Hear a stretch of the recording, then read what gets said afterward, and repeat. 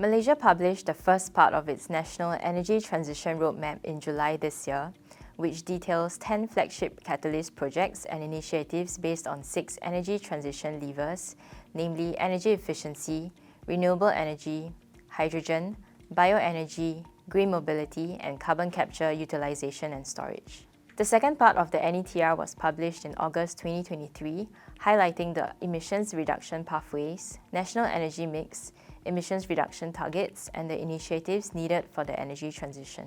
Under the NETR's responsible transition scenario, targets were listed for the 6 energy transition levers.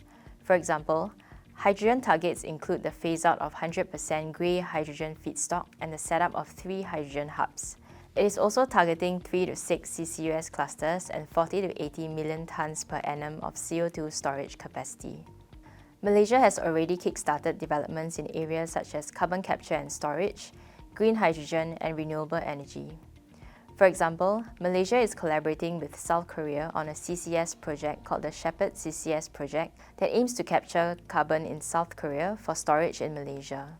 Malaysia has also rolled out its Hydrogen Economy and Technology Roadmap, which includes information on the targets, industry value chain and players, as well as supporting policies for the industry.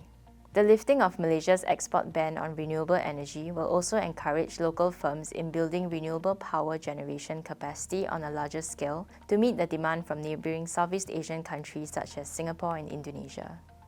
Global policies and regulations are gearing up towards a low-carbon future that may encourage countries like Malaysia to accelerate their decarbonisation journey.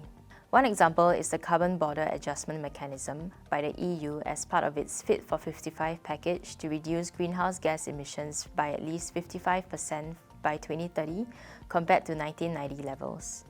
The CBAM is a carbon leakage instrument that functions in tandem with the EU ETS that requires EU importers to purchase CBAM certificates equivalent to the weekly EU carbon price. This aims to encourage countries outside of the EU to increase climate action and ensure that emissions-intensive industries are not relocating from the EU to non-EU countries that have less ambitious climate policies. The initial phase of the CBAM will cover emissions-intensive sectors with high risk of carbon leakage before expanding the coverage to more sectors in the future. The existing scope of sectors covered under the CBAM includes those that are crucial to Malaysia's economy, such as iron and steel, aluminium, fertilizer, and hydrogen. It is estimated that 6.7% of Malaysia's exports to the EU will be impacted by the CBAM's initial phase, which can affect up to 57% of Malaysia's exports to the EU by 2026 with an expanded CBAM coverage. As Malaysia's long-term trade competitiveness can be affected by such regulatory drivers, this underscores the importance of the Energy Transition Roadmap in catalysing the decarbonisation of Malaysia's emissions-intensive sectors. Like many countries globally, transitioning towards a low-carbon future is challenging for Malaysia.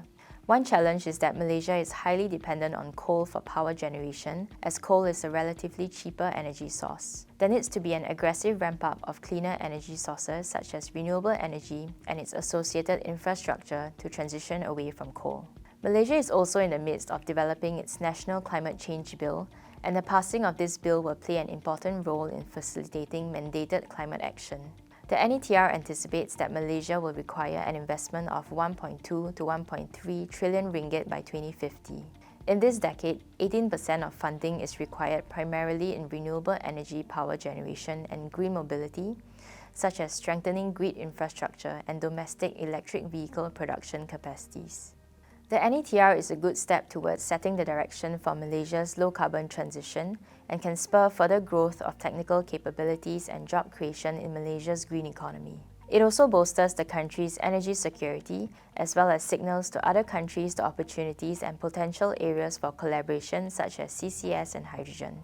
To accelerate growth in sectors through the energy transition levers, there needs to be greater investments and government mandates to develop the necessary capabilities and infrastructure for energy transition projects.